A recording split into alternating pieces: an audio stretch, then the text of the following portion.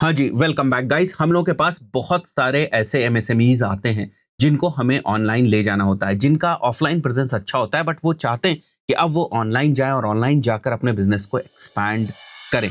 तो आज के इस वीडियो में हम लोग इसी चीज की बात करने वाले हैं कि एक एमएसएमई को ऑनलाइन किस तरीके से ले जाया जाता है, किन किन चीजों की जरूरत होती है, वो इकोसिस्टम क्या है, किन टूल्स की जरूरत है, डोमेन्स, होस्टिंग, क्या क्या चीजों की जरूरत होती है, क्या वेबसाइट जरूरी है, क्या लैंडिंग पेज जरूरी है, और आखिर वो क्यों ऑनलाइन जाना चाहते हैं। देखो, कोई भी बिजनेस ना ऑनलाइन केवल अपने ऑनलाइन प्रेजेंस के लिए जाना नहीं चाहता है।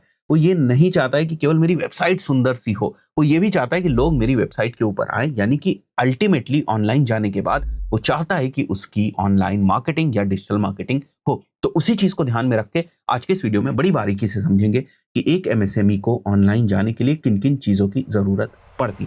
चलिए शुरू करते हैं। सबसे पहले हम लोग इसको बेसिकली बोलते हैं ऑनलाइन डिजिटल ट्रांसफॉर्मेशन। ऐसे बहुत सारे बिजनेसेस के साथ मैंने काम किया है जो ऑफलाइन बहुत अच्छे होते हैं, लेकिन ऑनलाइन जाने में वो रिजिड होते हैं, उस इकोसिस्टम पे वो इन्वेस्ट नहीं करते। देखो, एक बात को आप समझो, यहाँ आपको इन्वेस्ट करना पड़ेगा। अगर आप सोचें कि बहुत सस्ते में ये काम चल जाए या बड़े सस्ते में ये काम हो जाएगा, ऐसा नहीं होने वाला है। मैं आज के इस वीडियो में आपको कॉस्ट इफेक्टिव चीजें जरूर बताऊंगा, बट आपको ये समझना है कि यहाँ पर आपको थोड़ा सा इन्वेस्ट करना पड़ेगा। शुरुआत में थोड़ा सा आपके पास रनवे होना चाहिए। वो मैं इसीलिए बोल रहा हूँ क्योंकि जब आप इसमें इन्वेस्ट करेंगे शुरुआत में, तो वहां से तुरंत रिटर्न नहीं आएगा। उसके बाद जब अपने मार्केटिंग कैंपेन्स में आप पैसे इन्वेस्ट करते हैं, वहां से फिर आपको रिटर्न्स देखने को मिलते हैं।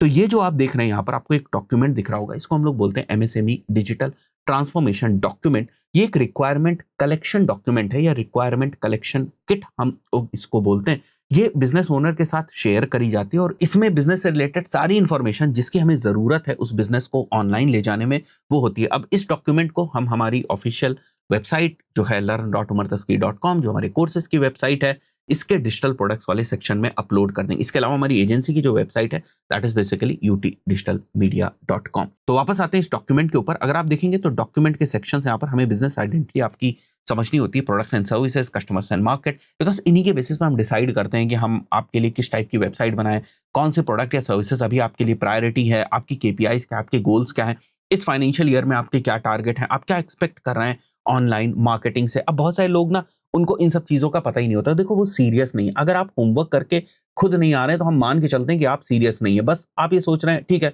कोई कर दे और बेहतर रिजल्ट्स आ जाए, बस हमें कुछ बताना ना पड़े, हमें कुछ एफर्ट्स ना करने पड़े, हमारा अपना कोई टारगेट नहीं है, हमारी अपनी कोई रैशनल हमने नंबर्स नहीं रखे हैं, तो यार चीज होने वाली है नहीं। तो इस डॉक्यूमेंट को ध्यान से देखिएगा।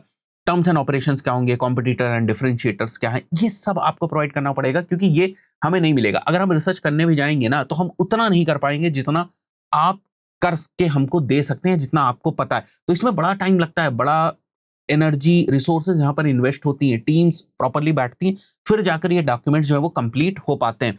सेक्शन 1 अगर आप देखेंगे तो बिजनेस आइडेंटिटी, यहाँ पर ओनर प्रोपराइटर का नाम क्या, और अगर आप देखेंगे यहाँ पर हम लोग लीगल और रजिस्ट्रेशंस को भी ध्यान से समझे, बिकॉज कई बार जब हम आपके अकाउंट्स वगैरह बनाते हैं तो हमें ये समझना होता है कि आपके पास डॉक्यूमेंट्स हैं भी या नहीं है। बाद में आप बोलो मेरे पास तो कोई डॉक्यूमेंट ही नहीं है, तो हम आपके बहुत सारी सिचुएशन में जहां वेरिफिकेशन करवाना है वहां कैसे करवाएंगे। मान लिया मेटा बिजनेस मैनेजर का वेरिफिकेशन करवाना है, जो रिक्वायर्ड डॉक्यूमेंट्स है वही नहीं है आपके पास, शुरुआत में नहीं है, तो हम बाद में वो चीज आपके लिए कर ही नहीं पाएंगे। इसलिए शुरुआत में सारी इंफॉर्मेशन जो है वो आपसे ले लेते हैं। नीचे अगर हम आए तो 1 लाइन बिजनेस डिस्क्रिप्शन है, सर्विस आपका एरिया क्या है, कहां पर आप प्रोवाइड कर रहे हैं सर्विसेज, उसके हिसाब से हम डिसाइड करते हैं ना। जैसे ही आप बोलेंगे कि हम पैन इंडिया अपनी सर्विस प्रोवाइड करते हैं, मेरे दिमाग में तुरंत जाएगा अच्छा, इनके अगर एसईओ के पेजेस हैं तो मुझे फिर अब सिटी वाइज भी बनाने पड़ेंगे। मान के चलते हैं आप पैकर्स एंड मूवर्स हैं और आपने कहा कि मैं pan India packers and movers की सर्विसेज प्रोवाइड करता हूं, मेरे दिमाग में तुरंत जाएगा कि भाई इनके जो एसईओ के पेजेस हैं उनमें ना सिटी वाइज पेजेस भी मैं इंक्लूड कर दूंगा। तो ये सारी चीजें जो है वो हमें समझ में आती है। अगर आप बोलते हो कि हमारा एक बिजनेस है और वो इसी शहर के अंदर, हमें पता है कि हमें कितनी बड़ी website in that particular scenario बनानी है, लोकेशन पेजेस हमारे कौन कौन से रहेंगे, तो ये सब आइडिया हमें यहीं से मिलता है जब आप ये सारी चीजें हमें बताते हैं। तो ये वाला जो डॉक्यूमेंट है ना, ये बहुत ज्यादा इंपॉर्टेंट हो जाता है। बिजनेस कैटेगरी हमें समझनी है, प्रोडक्ट सर्विस लिस्ट हमें समझनी है कौन कौन सी है, और इसके बाद अगर आप देखें तो की प्रोडक्ट सर्विस क्वेश्चंस क्या है, which one product service makes the most profit. तो इसके हिसाब से फिर हम बाद में डिजिटल कैंपेन्स वगैरह जो हमें रिकमेंड करने होते हैं वो हम करते हैं। एंड देन अगर आप देखें डिलीवरी एंड लॉजिस्टिक्स आपकी कैसे काम करती है, इस cash on delivery available, do you work with any courier और लॉजिस्टिक पार्टनर। अगर D2C टाइप का बिजनेस, तो ये सारी चीजें भी जो है वो प्ले में आ जाती हैं। इसके बाद अगर आप देखें तो कस्टमर्स एंड मार्केट है, income level of typical customer, customer profile है बेसिकली ये। अगर B2B है तो क्या प्रोफाइल है, B2C है तो क्या प्रोफाइल, थोड़ा-सा आप आइडिया दे देते हैं। इसके बेसिस पे हम और डिटेल पे काम करते हैं। कस्टमर जर्नी यहाँ पर मेंशन आपको दिख रही है, लीड सोर्सेज़ अभी के आपके क्या हैं करंट के, कहाँ से आप लीड्स जो है एक्वायर कर रहे हैं, क्योंकि बहुत सारे सिनेरियोज़ में हम देखते हैं लोग इंडिया मार्ट से, ट्रेड इंडिया से, सुलेखा से जो है वो लीड्स ला रहे हैं। अब वो चाहते हैं कि वो थर्ड पार्टी प्लेटफ़ॉर्म्स के ऊपर डिपेंडेंट ना रहें, उनका अपना एक डिजिटल मार्केटिंग का अलग से इकोसिस्टम हो जिसको वो नर्चर करते रहें और टाइम के साथ मैच्योर करते रहें। जो यूज़र्स हैं आपके वो किस टाइप से बाइंग डिसीजन अपना लेते हैं, बाइंग बिहेवियर उनका क्या है। नीचे अगर मैं यहाँ पर आ जाऊँ तो देखो डोमेन एंड वेबसाइट अगर आपके पास है तो डोमेन नेम क्या है, अलग-अलग डोमेन्स हैं आपके पास। वेबसाइट आपकी किसने बनाई है, वो है भी आपके पास या नहीं है, ऐसा तो नहीं कि जहाँ से आपने बनवाई थी उन्हीं के पास वो जो वेबसाइट है वो होस्टेड है। गूगल एंड लोकल लिस्टिंग आपकी एग्ज़िस्ट करती है या नहीं, ऐसा तो नहीं सस्पेंड हो गई। तो ऐसे बहुत सारे बेसिस पर यहाँ पर अगर आप देखें तो सोशल मीडिया के बेसिस पे, कम्युनिकेशन एंड पेमेंट्स के बेसिस पे कि आपके पास कोई पेमेंट गेटवे वगैरह है या नहीं है, या पहले अगर आपने कोई कैंपस वगैरह रन किया या नहीं। तो ऐसे बहुत सारी चीज़ें आपके पेमेंट प्रोफाइल्स वगैरह से रिलेटेड हम कैप्चर करते हैं, इससे हमें समझ में आता है कि आपका बिज़नेस अभी कहाँ पर है। बिकॉज़ देखो जब भी कोई ट्रांसफॉर्मेशन किया जाता है ना, उसकी करंट स्टेज समझना बहुत ज़्यादा ज़रूरी है। It's very similar to your let's say जो हेल्थ ट्रांसफॉर्मेशन के आप अपनी स्ट्रीक करते हैं। लेट्स से आपने कहा कि मैं ना 6 मंथ्स जो है वो जिम करने वाला हूँ। तो 6 मंथ्स में आप कुछ ट्रांसफॉर्मेशन टारगेट करते हैं कि मैं 10 किलो वज़न अपना घटा लूँगा, 15 किलो घटा लूँगा। बट उसके लिए जो अभी आपका वज़न है, वो तो आप मेज़र करते हैं ना, तो उन सब चीज़ों में ये थोड़ा-सा काम आता है। आपके गोल्स एंड केपीआईज़ के देखो, जब आप इन चीज़ों को निकालने बैठते हैं ना, तो आपको समझ में आता है कि आप रियलिस्टिक चीज़ की तरफ जा भी रहे हैं या नहीं जा रहे हैं। आप एक मैथ्स प्लॉट करते हैं, वरना आपको क्या लगता है कि ठीक है लीड्स आ रही हैं, फिर थोड़ी देर बाद नहीं आ रही है, फिर आ रही है, फिर नहीं आ रही। तो वो कोई चीज़ नहीं, वो रहेगी डिजिटल मार्केटिंग के अंदर, बट अगर आपके गोल्स एंड केपीआईज़ डिफाइन नहीं है, तो वो और चीज़ आपके लिए हावी हो जाएगी और प्रॉब्लमैटिक हो जाएगी। प्राइमरी गोल आपका क्या है, टाइमलाइन एंड अर्जेंसी क्या है, बजट अभी आपका क्या है, and KPIs how will you measure the success, KPIs define हो जाए।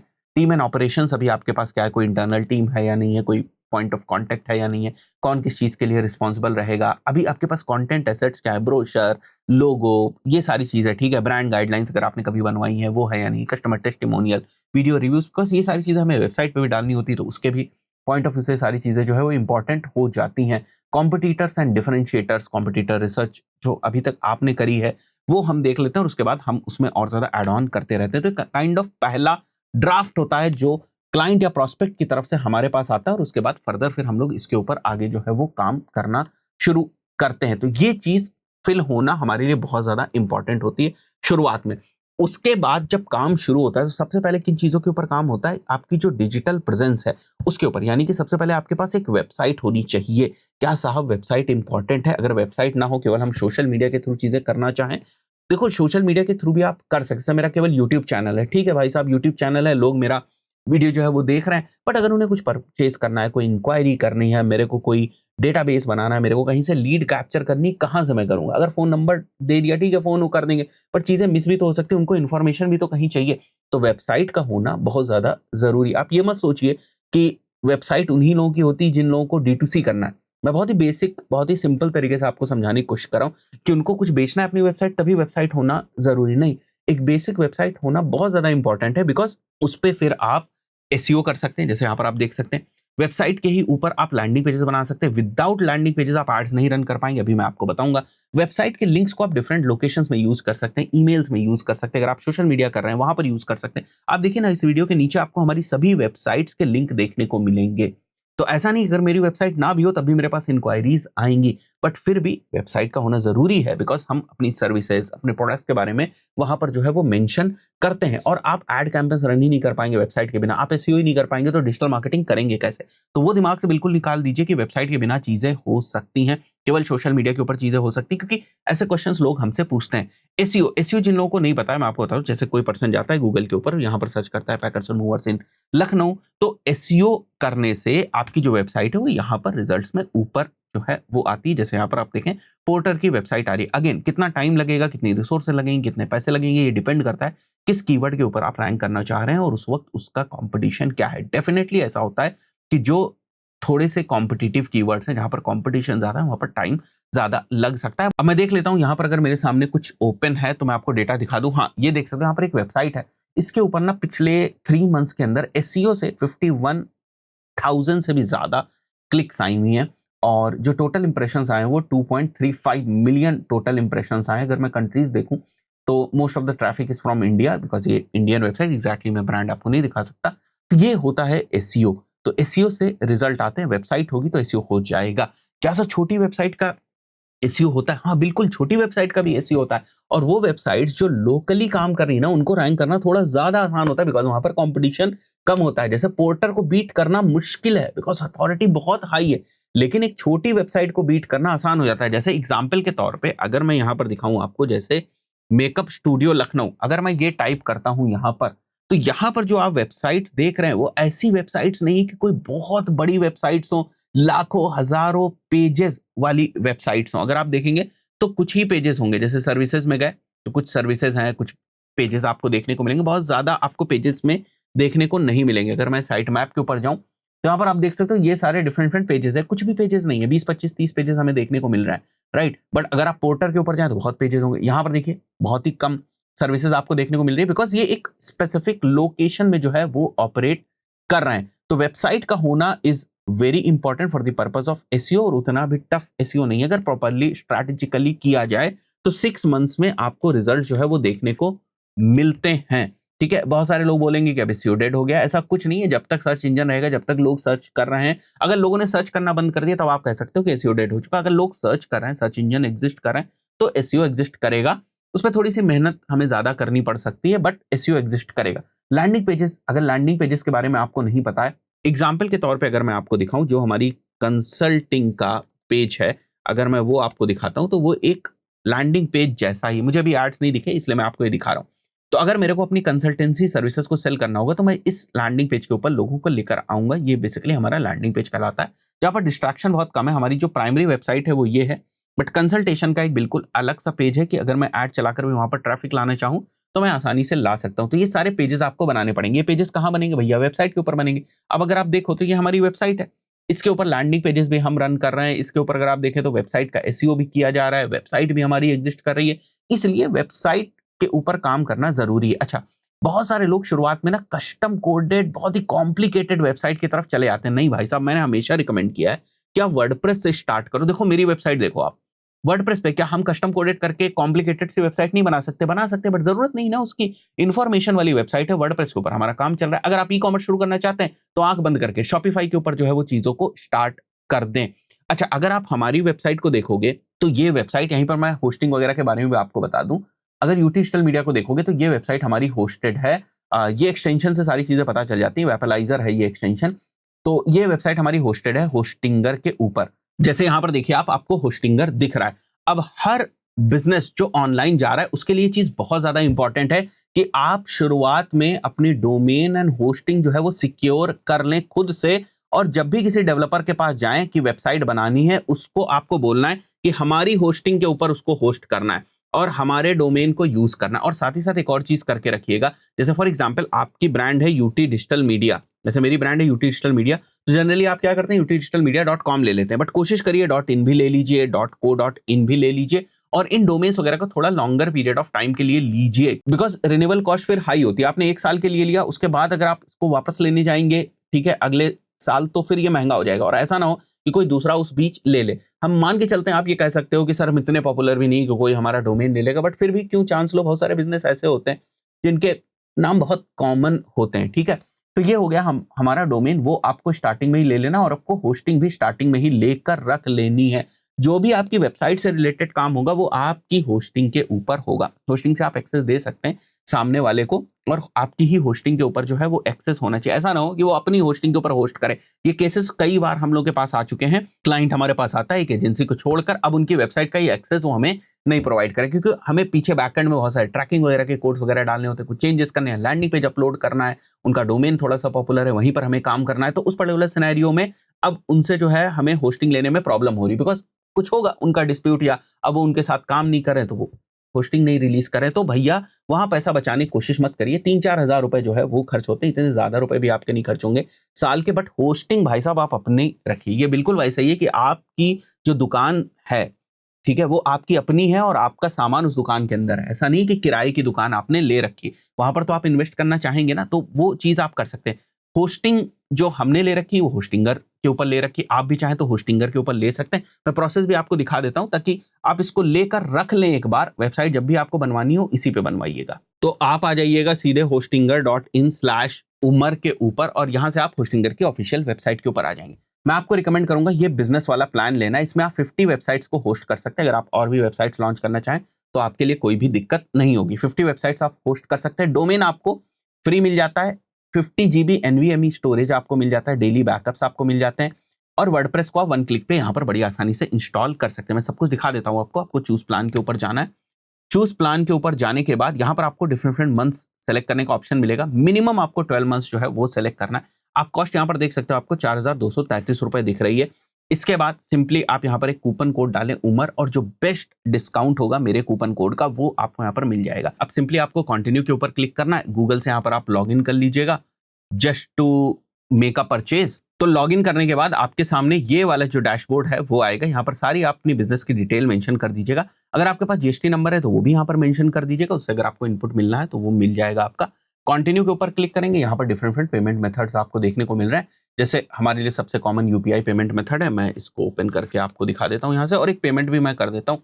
तो मैं यहाँ पर यूपीआई आईडी अपनी मेंशन करूंगा। यहाँ पर देखिए आपको पेमेंट जो है वो दिख रहा है और यहाँ पर आपको एक ऑटो पे मैंडेट का ऑप्शन जो है वो दिख रहा है। अब आपका अमाउंट इतना नहीं कटेगा, वो आरबीआई की गाइडलाइन है कि वो मैंडेट इतना ले लेता है, बट आपका अमाउंट जो यहाँ पर दिख रहा है बेसिकली वही आपका अमाउंट जो है वो कटेगा। इसके बाद कंटिन्यू करना है, अप्रूव ऑन यूपीआई करना है। मैं यूपीआई ऐप के ऊपर जाऊंगा, पेमेंट कर दूंगा। सो पेमेंट करने के बाद create a new website select करने के बाद आप यहाँ पर आ जाएंगे अपने वर्डप्रेस अकाउंट को सेटअप करने के लिए। तो यहाँ पर आपको लॉगिन डिटेल जो है वो क्रिएट करनी होती है। अब ध्यान रखिएगा आप ऐसा यूजर नेम और पासवर्ड यहाँ पर रखिएगा जिसको आप भूले ना, बिकॉज यही वो यूजर नेम और पासवर्ड है जिससे आपने वर्डप्रेस के बैकएंड में लॉगिन करेंगे और यही वो यूजर नेम और पासवर्ड है जिसको आप बेसिकली डेवलपर को जो है वो देंगे अगर उसको वेबसाइट के ऊपर काम करना है। वैसे आपके पास ऑप्शन होता है वर्डप्रेस के बैकएंड के अंदर भी जाकर आप वहां पर यूजर को ऐड कर सकते हैं और उसको लिमिटेड परमिशन ही दे सकते हैं। कुछ बहुत ही सेंसिटिव चीजें होती हैं जैसे थीम को चेंज करना, प्लगइन्स में बहुत सारी चीजें चेंज करना है, कोड लेवल पर कुछ राइट करना, वो सारी परमिशन जो है वो आप जो भी डेवलपर होता है उसको जनरली आप नहीं देते हैं, वो थोड़ी सी अवॉइड कर जाते हैं सो दैट आपकी वेबसाइट जो है थोड़ा सा सेफ रहे। तो यहां से मैंने वर्डप्रेस अकाउंट जो है वो सेटअप करना है, नेक्स्ट के ऊपर क्लिक करना है। अब यहाँ पर मेरे से बोल रहा है कि फ्री वाला डोमेन भी अपना सेलेक्ट कर लीजिए जो आपको इस होस्टिंग के साथ मिला है, बट मेरे को अभी नहीं सेलेक्ट करना है। मैं अभी टेम्परेरी डोमेन जो है वो यूज करना चाह रहा हूँ। सर्वर हमें इंडिया सेलेक्ट करना है अगर हमारी वेबसाइट इंडिया की है और हमारी इसी होस्टिंग के ऊपर जो वर्डप्रेस है वो इंस्टॉल हो जाएगा। विद इन फ्यू मिनट्स ये वर्डप्रेस हमारा इंस्टॉल हो जाएगा और उसके बाद इसके ऊपर हम वेबसाइट बनाने वाला काम जो है वो कर सकते हैं। अभी जो हमारा मेन पर्पस है वो ये है कि कैसे हम हमारा होस्टिंग अकाउंट और डोमेन को सिक्योर करके आराम से जो है वो रख लें। भविष्य में अगर हमें बनाना होगा तो हम बना लेंगे। तो यहाँ पर देखिए हमारा जो वर्डप्रेस है वो सेटअप हो चुका है। अगर मैं यहाँ से लॉग आउट कर दूं बेसिकली और उसके बाद ये हमारी वेबसाइट है, ठीक है। तो अगर आपको भी दिखाऊं तो यहाँ पर जैसे ही मैं वेबसाइट का यूआरएल मेंशन करता हूँ आप देखो यहाँ पर कुछ भी आपको देखने को नहीं मिल रहा है बिकॉज हमने भी कुछ जो थीम वगैरह है ये सारी चीजें ये इंस्टॉल ही नहीं करी।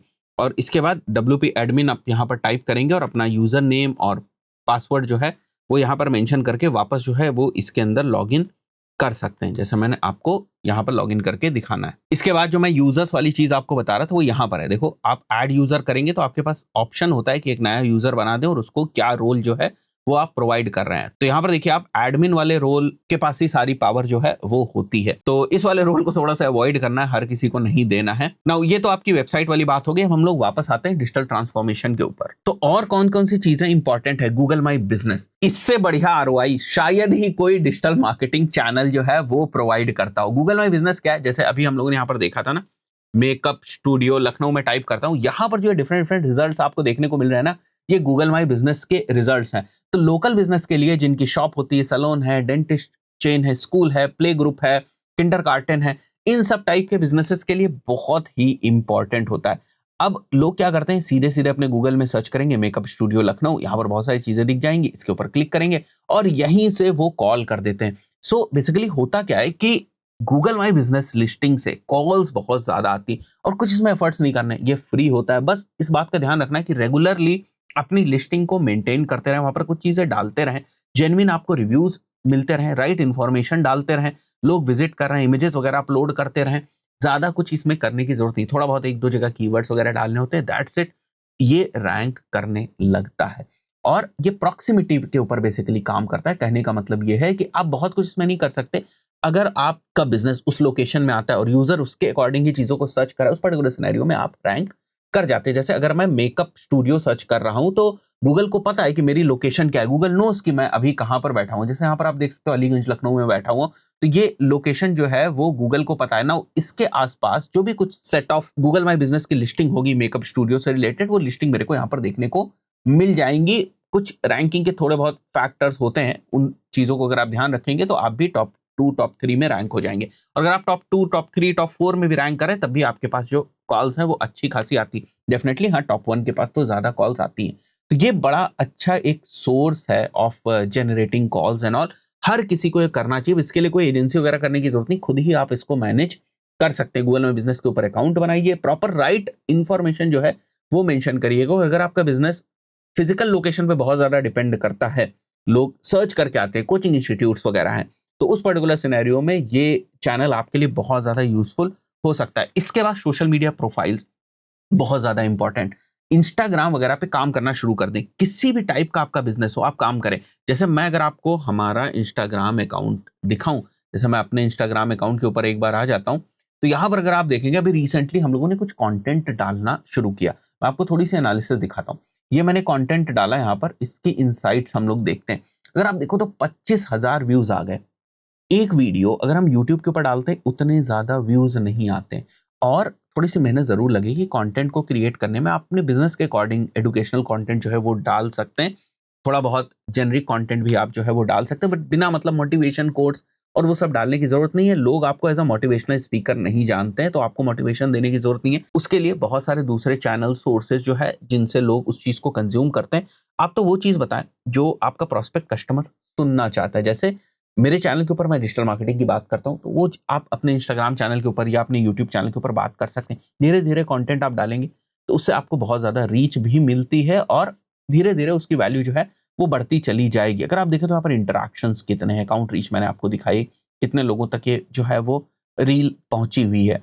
तो अभी हमने रिसेंटली यहाँ पर जो है वो चीजें डालनी शुरू करी। अगर आप देखोगे तो जो रील्स हैं उन पे अच्छा इंगेजमेंट जो है वो आ रहा है। कराउजल्स के ऊपर अच्छा सेव वगैरह होता है। जैसे मैं ये वाला कराउजल अगर आपको दिखाऊं तो यहाँ पर अगर आप देखेंगे तो ये भी 16,000 लोगों तक पहुंची। हाँ भाई, कोई वायरल एलिमेंट इसमें नहीं है, बट अगर आप इसको देखें यहाँ पर सेव 776 सेव, शेयर्स कितने हैं, क्योंकि वैल्यू हम लोग इसमें प्रोवाइड करें इसलिए इसमें इतने ज्यादा शेयर्स वगैरह हैं। तो इस टाइप से आप भी इंस्टाग्राम के ऊपर थोड़ा सा काम करना शुरू कर सकते हैं। इसमें एजेंसीज वगैरह आपकी मदद कर सकती हैं, एडिटिंग वगैरह में एजेंसीज आपकी मदद कर सकती है, स्क्रिप्टिंग वगैरह में मदद कर सकती है। बिकॉज जनरली बिजनेस ओनर्स को ये नहीं पता होता है कि इंस्टाग्राम के ऊपर क्या चीजें चल रही होती हैं। तो थोड़ा सा कोई अगर इंस्टाग्राम बेस्ड एजेंसी है या कोई डिजिटल मार्केटिंग एजेंसी है तो वो थोड़ा सा असिस्ट कर देती है, रिसर्च करके समझा देती है कि आपके कॉम्पिटिटर्स क्या है, वो कैसे काम कर रहे हैं। बट थोड़ा बहुत ना आपको क्रिएटिव जो है वो होना पड़ेगा to figure out new type of Instagram content. जैसे मैं यहाँ पर आपको दिखाऊं तो अब अगर आप देखेंगे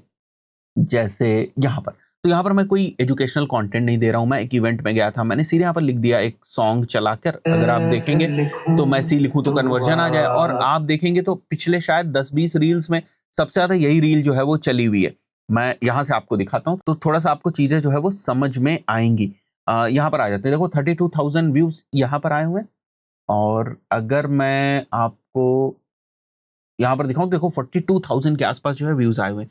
किसी भी रील के अंदर अभी इतने व्यूज नहीं। इसका मतलब क्या सब यही मैं डालता रहूं? नहीं, मेरा काम है एजुकेशनल कंटेंट प्रोवाइड करना, वैल्यूएबल कंटेंट प्रोवाइड करना। बट बीच बीच में मैं एक दो रील्स इस टाइप की डाल सकता हूँ to reach out to new audience. उन तक मैं पहुंचूंगा, फिर वो मेरा कंटेंट देखें, उनको समझ में आएगा कि मैं किस चीज के ऊपर प्राइमरली जो है वो बात करता हूँ। तो ये सारी चीजें आपको भी करने की जरूरत है, फिगर आउट करने की जरूरत है। सोशल मीडिया प्रोफाइल्स बना लीजिए। ध्यान रखिए सबका हैंडल एक ही रखिएगा। जैसे अगर मेरी बात करें तो उमर तस्कीर है, तो हर जगह उमर तस्कीर ही है। वैसे तो मैंने बहुत पहले जो प्रोफाइल से वो बनाई हुई थी तो कई बार उमर तस्कीर बना हुआ है, कई बार उमर तस्कीर अंडरस्कोर बना हुआ है, बट अब प्रोफेशनल लोग ये गलती जो है वो नहीं करते हैं। तो सोशल मीडिया प्रोफाइल्स के ऊपर काम करना बहुत ज्यादा जरूरी है आज के टाइम में। अगर आप पेड एड्स रन भी कर रहे हैं, गूगल एड्स, मेटा एड्स अगर आप रन भी कर रहे हैं, उस पर्टिकुलर सिनेरियो में भी इंपॉर्टेंट है कि आप अपनी सोशल मीडिया प्रोफाइल्स को भी बेहतर रखें। बिकॉज लोग आपको देखने जाते हैं कि ये किस टाइप का और कंटेंट डाल रहे हैं। ऐसा नहीं कि लोगों ने केवल आपके ऐड देखा और आपकी सर्विस या प्रोडक्ट ले लेंगे, ऐसा नहीं है। वो आपकी ब्रांड प्रेजेंस वगैरह को देखते हैं और जो आपकी पर्सनल ब्रांडिंग होती है उससे आपकी कैक यानी कि कस्टमर एक्विजिशन की कॉस्ट वगैरह भी डिक्रीज होती है। अभी अगर यहाँ पर कोई गूगल एड्स का अकाउंट ओपन होगा तो मैं आपको दिखा देता हूँ। देखो यहाँ पर मैं टुडे ओपन करता हूँ, मैं 23 मार्च को रिकॉर्ड कर रहा हूँ। अभी गूगल एड्स के ऊपर एक इंस्टीट्यूट के लिए हम लोग एड्स रन कर रहे हैं और आज अगर आप देखेंगे तो 67,000 रुपीज़ हमने स्पेंड किए हुए हैं। यस्टरडे अगर हम देखेंगे, कल हमने 56,000 रुपीज़ स्पेंड किए थे। अगर मैं उससे पहले 21 को देखूँगा, तो ये एक इंस्टीट्यूट है जिनके लिए हम लोगों ने 21 में 67,000 रुपीज़ 21 को भी स्पेंड किए हुए थे। तो अभी हम लोग इसका बजट और स्केल कर रहे हैं, इसलिए मेरे डैशबोर्ड पे ये ओपन था मेरे टैब में, तो मैं आपको दिखा पा रहा हूँ। अगर आप देखेंगे तो फ़ोन कॉल्स हमने 106 फ़ोन कॉल्स जनरेट करी। यहाँ पर थोड़े-से कन्वर्जन डिफाइंड है, तो ये मत सोचिएगा केवल कॉल क्लिक तो नहीं है। नहीं, कॉल क्लिक नहीं है, प्रॉपर कॉल कनेक्टेड जो है 20 मिनट्स, 10 मिनट्स, उनको यहाँ पर कन्वर्जन जो बनाया गया हुआ है उस कंडीशन को लेकर, तो वो यहाँ पर आपको देखने को मिल रहा है। इतने रुपीज़ में हमने इतनी कॉल जो वो जनरेट करी हुई। इनकी फीस वगैरह हाई है, तो आप वो मत सोचिएगा कि इतना अमाउंट क्या पर डे स्पेंड हो सकता है, बिल्कुल हो सकता है, ठीक है? क्योंकि स्टूडेंट्स की कैपेसिटी ज़्यादा है, टॉप के कोचिंग इंस्टीट्यूट्स में आते हैं इंडिया के, इसलिए इतना जो है वो स्पेंड कर सकते हैं। और इनकी भी जो मार्केटिंग है ना, वो बेसिकली 360 डिग्री मार्केटिंग हो रही है। यूट्यूब के ऊपर बहुत ज़बरदस्त काम हो रहा है, सोशल मीडिया के ऊपर काम हो रहा है, तो आप खुद ही देख सकते हैं कितना अमाउंट ये स्पेंड कर रहे होंगे। इसके बाद tools are very important. Leads आपके पास आ रही, कहाँ जाएंगी? भाई साहब, आपके पास सीआरएम होना चाहिए। ये कॉस्टली नहीं है, मैं लोगों को समझा समझा के थक गया हूँ। लोग सीआरएम्स को सबसे लास्ट में लेते हैं, गूगल शीट के ऊपर काम कर रहे हैं। नहीं जरूरत है भाई साहब आपको काम करने की। एक सिंगल यूजर की कॉस्ट 1000 रुपए से लेकर 1200 रुपए आती है सीआरएम की। 4 यूजर है, 4000 रुपए। वैल्यूबल है, वर्थ है, बहुत ज्यादा वर्थ है। आप परेशान मत होइए इन चीजों से। आईवीआरएस आपके पास होना चाहिए, कॉल्स वगैरह हो रही सारे रिकॉर्डेड होने चाहिए आपके पास। अगर आपका प्रॉपर बिजनेस है तो पेमेंट गेटवे वगैरह की भी कोई प्रॉब्लम नहीं होगी, उसका भी आपको अप्रूवल जो है वो तुरंत का तुरंत मिल जाएगा। आज के टाइम में WhatsApp API based marketing tools का होना बहुत ज्यादा जरूरी है। इसके बाद जो है वो एसईओ के ऊपर काम करना शुरू होता है, वो एक अलग पूरी प्रोसेस है। इसके बाद मेटा एड्स के ऊपर काम करना शुरू होता है, उसकी पूरी प्रॉपर स्ट्रैटेजी बनती, किस टाइप से हम जाएंगे, क्या हम लोग जो बजट है वो रखेंगे। इसके बाद हम गूगल एड्स के ऊपर काम करना शुरू करते हैं। मेजरली जो रेगुलर काम होता है वो मेटा एड्स, गूगल एड्स और एसईओ के ऊपर होता है। तो ये 3 ऑन गोइंग चीजें जो है वो चलती रहती। अब कोई इंसान पूछे सर ये बताइए गारंटी है क्या इससे रिजल्ट आएगा? भाई साहब गारंटी नहीं है। गारंटी कैसे हो सकती? मार्केटिंग में गारंटी हो सकती है क्या कि रिजल्ट आएगा ही आएगा? नहीं हो सकती ना। हाँ, प्रोजेक्शन हो सकता है, बट प्रोजेक्शन तब भी हो सकता है जब आपके पास डेटा हो, वरना गारंटी नहीं हो सकती। कुछ डेटा आएगी 3 महीने 4 महीने के अंदर, उसके बेसिस पे फिर आगे के प्रोजेक्शन जो हैं वो होते हैं। वो मैं करूं, आप करो, किसी से भी करवाओ, ये चीज होनी है कि आपको उतना टेस्ट जो है वो करना ही पड़ेगा। अगर कोई गारंटी दे भी रहा है तो वो बोलेगा कि मैं आपको अपने प्रीवियस एक्सपीरियंस से ही गारंटी दे रहा हूँ। ठीक है, प्रीवियस एक्सपीरियंस से दे रहा हूँ, बट आप समझो किसी का बिजनेस किसी दूसरी स्टेज के ऊपर है, उसकी ब्रांड वैल्यू अलग है, उसके एफर्ट्स अलग है, उसका सोशल मीडिया अलग है, उसकी प्रेजेंस अलग है, हर चीज उसकी अलग है और आपकी चीजें अलग हैं। क्या सेम सिनेरियो लागू होगा? नहीं, ऐसा नहीं होता है। ठीक है, तो अगर कोई कह भी रहा है कि मैं अपने अनुभव से आपको गारंटी दे रहा हूँ, ठीक है, थ्योरेटिकली कह देने में या ऐसे नॉर्मल कह देने में कोई फर्क नहीं होता है, बट वाकई में उनको भी पता है कि वो गारंटी बस ऐसे ही दे रहे हैं। हो गया तो ठीक है, नहीं हुआ तो भी ठीक है। तो लॉजिकल चीज यही है कि डेटा पहले कैप्चर करी जाए और फिर डेटा के ऊपर बात करी जाए। तो इस टाइप से बड़ी आसानी से एमएसएमई को ऑनलाइन जो है वो ले जाया जा सकता है। इसके ऊपर काम करें। अगर आपको अपने बिजनेस को ऑनलाइन ले जाना है, तो हमारी वेबसाइट भी डिजिटल मीडिया के नीचे नंबर्स आपको दिख रहे होंगे, वहां पर भी आप कॉल करके बात कर सकते हैं। आशा करता हूँ वीडियो आपको वैल्यूएबल लगा होगा। इस पर्टिकुलर वीडियो में इतना ही, मिलते हैं नेक्स्ट वीडियो में। Till then.